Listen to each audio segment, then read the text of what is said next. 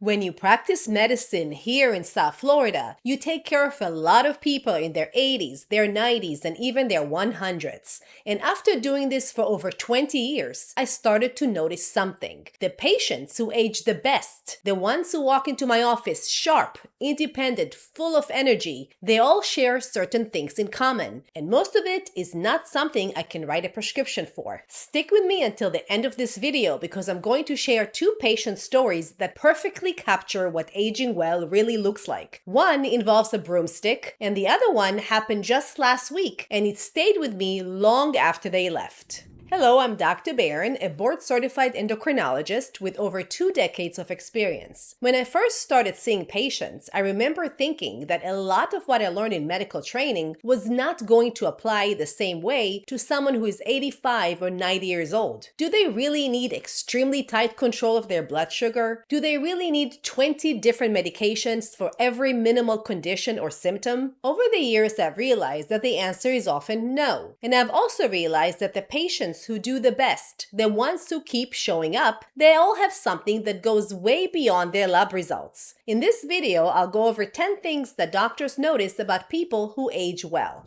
Number 1. This was one of the first things I picked up early on in my career. When something goes wrong medically, these patients don't panic, and they don't bury their head in the sand either. They just take care of it. They have a parathyroid problem? They schedule the surgery. Something new shows up on a blood test? They call the office, they come in, they follow their doctor's instructions. They have a new mole? They see the dermatologist. They can't hear as well? They get a hearing aid. No drama, no delay. They take care of business and move on. In medicine, timing is everything. The patients who deal with problems early and calmly almost always do better than the ones who wait until things get out of hand. Number 2 is that they have a sense of humor. I have to be honest, my older patients are some of the funniest people I know. Let me give you a perfect example. I have a patient, a woman in her 80s, who has been on hormone replacement therapy for years. At one of her visits, I brought up the idea of maybe stopping her hormones. She looked right at me and said, "Dr. Barron, if you take away my hormones, I will come flying over your house on my broomstick." I just started laughing.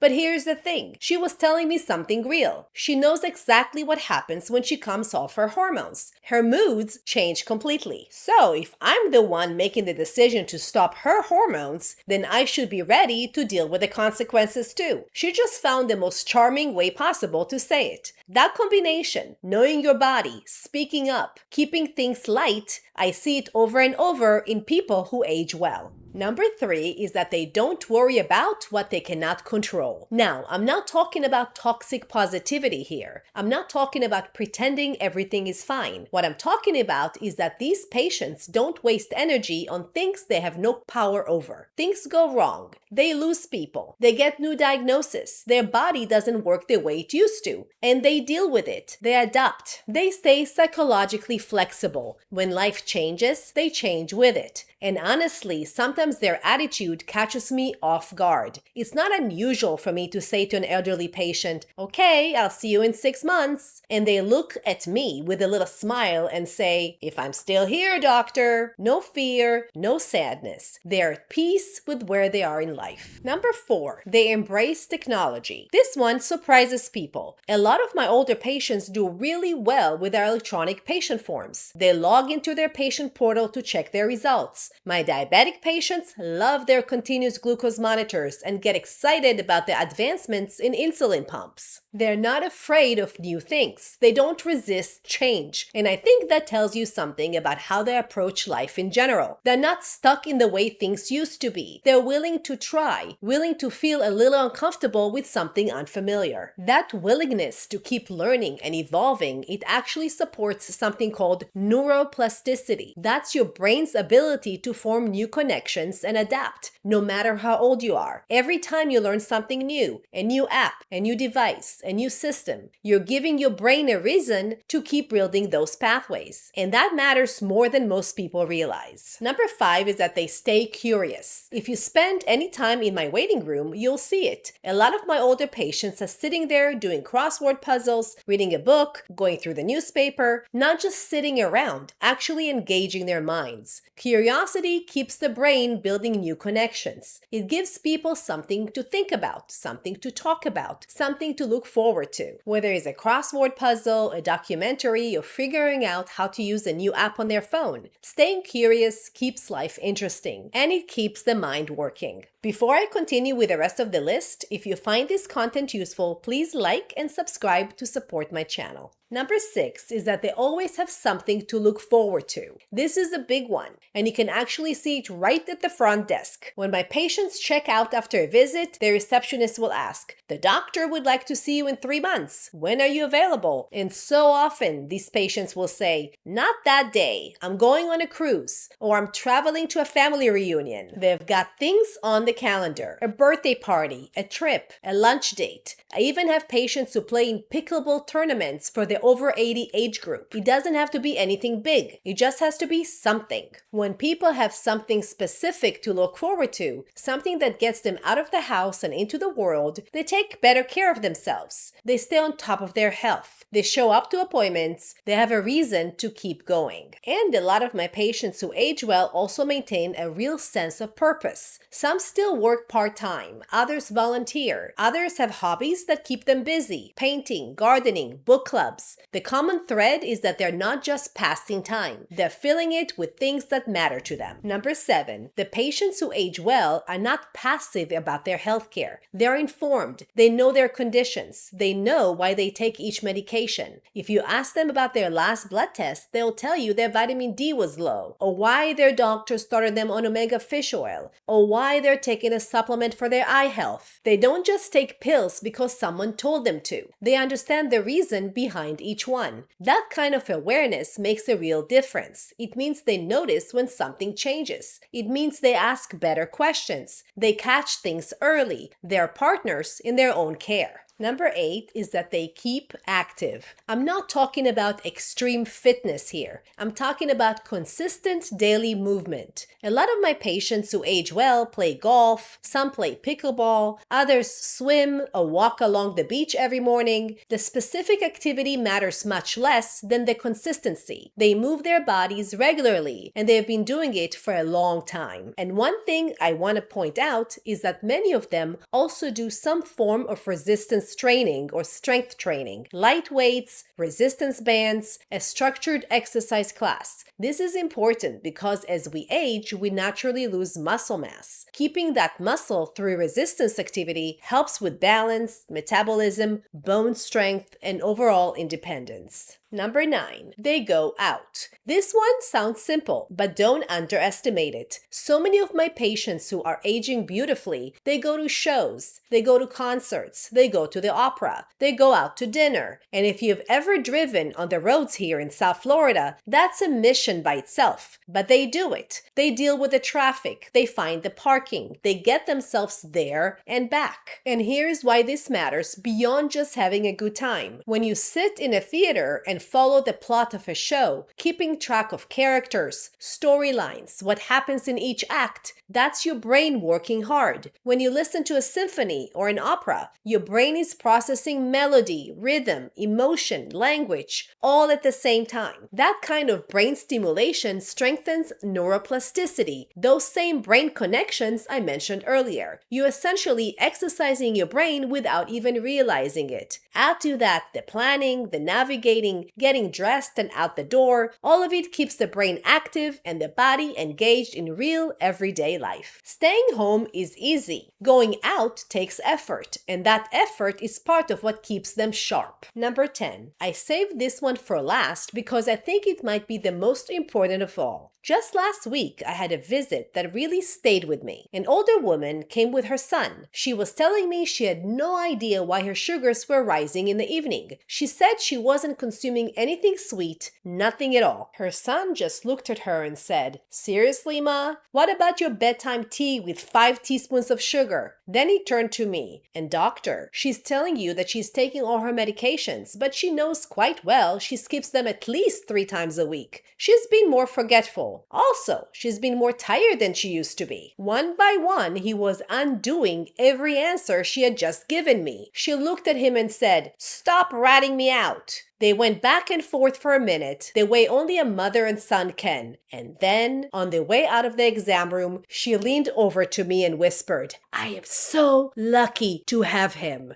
They were arguing in the office, sure, but she understood something. The correcting, the calling her out, the showing up, that was love. That was connection. And she didn't resist it, she appreciated it. The patients who age well almost always have strong connections. A spouse, a child, a friend, a neighbor, someone who checks on them, someone who cares enough to show up, even if it means a little arguing in the exam room. Connection doesn't have to be perfect, it just has to be real. Aging well isn't about having perfect lab results or taking the right combination of supplements. It's about how you show up for your own life. It's about staying curious, staying connected, keeping your sense of humor, and not being afraid to adapt when things change. Every day in my practice, I learn something from my older patients. And if this video taught you even one thing, then they're teaching you too. I would love to hear from you. Which one of these 10 things resonated with you the most? And what have you noticed about the people in your life who seem to age well? Please leave a comment. If you found this video helpful, please like and subscribe. This video is for educational and informational purposes only and not medical advice. See you in the next one.